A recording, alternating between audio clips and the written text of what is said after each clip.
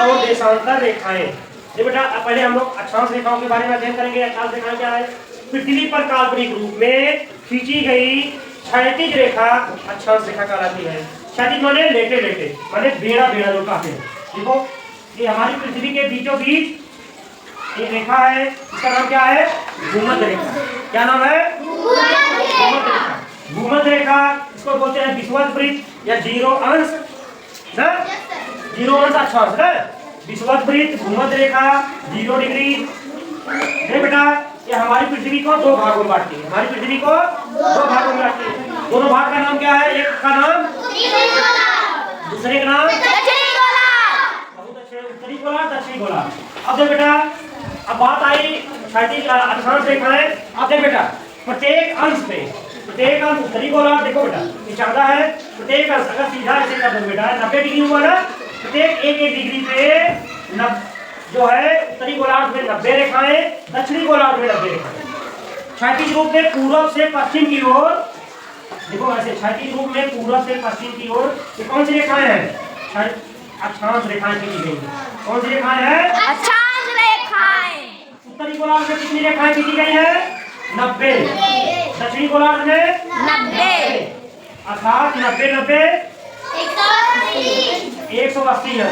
और एक बात और है बेटा, देखो 90 रेखाएं इधर, 90 रेखाएं इधर, और सारी रेखाएं हमारी भूमध्य रेखा के समानांतर है।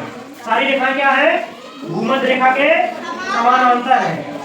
इस प्रकार से अक्षांश रेखाओं की संख्या कितनी है? देखो बेटा भूमध्य रेखा, भूमध्य रेखा ये है, भूमध्य रेखा भी एक अक्षांश रेखा है ना। ये क्या है? सबसे बड़ी अक्षांश रेखा कौन सी है? भूमध्य रेखा, क्योंकि पृथ्वी के बीचों बीच है। पृथ्वी बीच में भरी हुई है, यहाँ ध्रुवों पर चपटी हुई है। पृथ्वी हमारे ध्रुवों पर चपटी हुई है। अब देख बेटा इस प्रकार से उत्तरी गोलार्ध में 90 रेखाएं, उत्तरी गोलार्ध में 90, दक्षिणी गोलार्ध में 90 और एक भूमध्य, तो मिला कितना हुआ? 181। माने अक्षांश रेखाओं की संख्या कितना है? 181 है। लेकिन बेटा देखो कुछ भूवैज्ञानिक क्या कहते हैं, जो जीरो यहाँ 90 डिग्री है, 90 डिग्री उत्तरी अक्षांश, 90 डिग्री दक्षिणी अक्षांश को रेखा नहीं मानते हैं, क्षैतिज रेखा नहीं मानते हैं। इसलिए जब दो कम कर दिया जाए कितना हो जाएगा? 179 ना। लेकिन बेटा परीक्षाओं में दोनों विकल्प एक साथ नहीं रहता है। या तो 181 रहेगा क्योंकि दो मत हो गया है, या तो 181 रहेगा या तो 179 रहेगा। दोनों में से एक ही है, दोनों एक साथ नहीं देता, कभी नहीं देता। इसलिए अगर कोई पूछता है आपसे हमारी पृथ्वी पर जो काल्पनिक क्षैतिज रेखाएं खींची गई है, अक्षांश रेखाएं खींची गई है, उनकी संख्या कितनी है? तुमको बताओ। 181 है। लेकिन अगर ध्रुवों को छोड़ दिया जाए, जो है 90 डिग्री ध्रुवों को छोड़, दोनों ध्रुवों को छोड़ दिया जाए, कितनी बची? 179। इस प्रकार से बेटा हमारी पृथ्वी पर कितनी क्षैतिज रेखाएं हैं? 181 या 179। पृथ्वी पर क्षैतिज रेखाएं क्या है? इसको बोलते हैं अक्षांश रेखाएं। बेटा अक्षांश रेखाओं की संख्या कितनी हुई? 181 या 179। ठीक। एक बात और हुई बेटा, देखो अक्षांश रेखाओं से हमको क्या पता चलता है?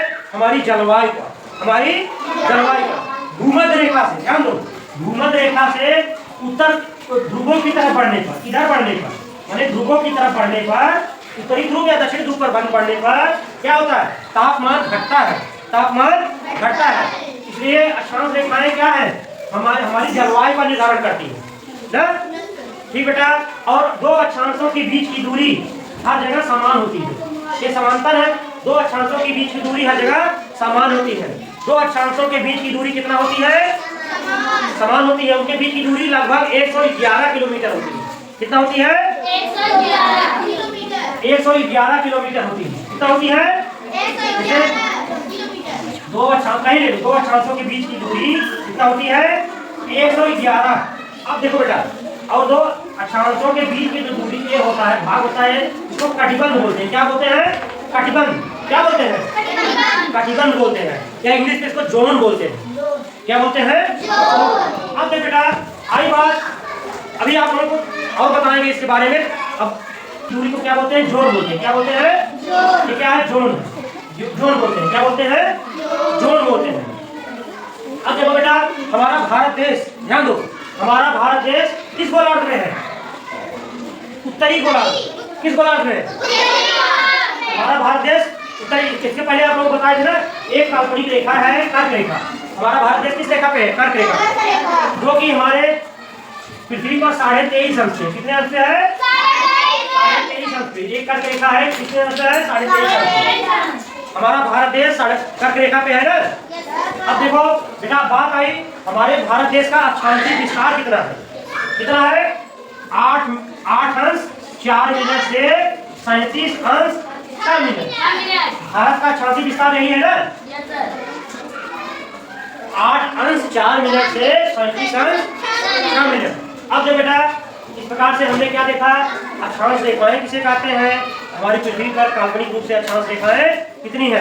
देख बेटा, देख पृथ्वी के बारे में अध्ययन करने के लिए हम ग्लोब के माध्यम से सहायता लेते हैं। देखो बेटा, ग्लोब पर एक बीचों बीच रेखा खींची गई है, भूमध्य रेखा है ना।